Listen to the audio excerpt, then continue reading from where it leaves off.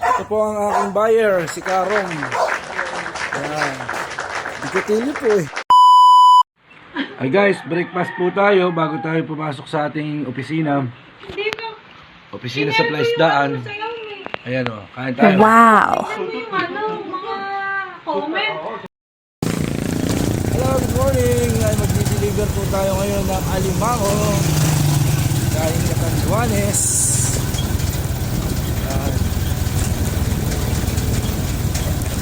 Ito na tayo sa pagdadala natin ng alimango kay Karom. Karom, good morning.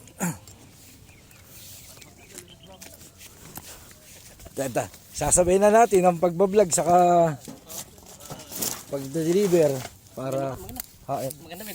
Maganda. Malakas na. Ito po ang alimango natin ngayon. Lalakas o. Galing yung Catanduanes. Kulay itim o. Itim at puti. Yan. May natira ako kahapon konti. Yan. Maganda po yung simila na yun. Ito po ang aking buyer. Si Karom. Yan. Ikatili po eh. Guys, sisimulan na nga pala ang bilangin ni Karom ang alimango. Dilagyan na namin sa planggana at sasagapin ko na ang alimango. Tingnan nyo, ang gaspang o. Magaspang po yun, galing yung Catanduanes. At saka malalakas po at walang gaanong patay. Kaya po maganda po ang aming alimango. Sigurado po makakabuhay po tayo ng maganda rito. Kasi nga po, doon pala sa pinanggalingan ay kondisyon na. At saka po pagdating dito sa paghuhulugan ay malalakas pa. Magandang klase din po ang sibila ng alimango sa Catanduanes. Halos purong bulik po lahat yun at hindi nga po lumilitaw ang pulahan na alimango doon. Malayo lang po talaga ang Catanduanes.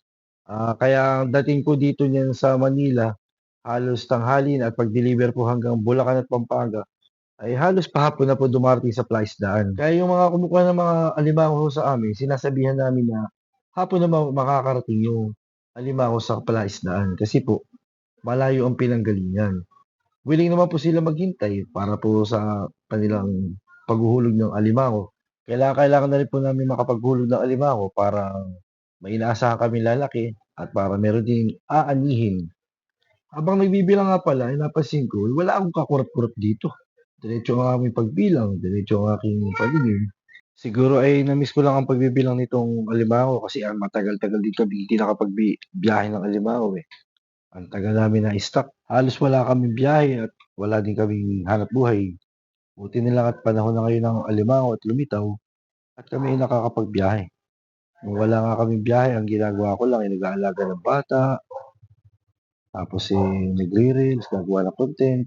Karamihan nga ng na-content ko noon pag-aalaga ng bata, nagtitimpla ng gatas, at saka pagpapatulog ng mga baby. Yun, ganun po mga ginagawa ko nung wala kaming biyahe. Ayun nga guys, natapos na kami magbilang ni Karom. Tunop na uwi na nga ako dito.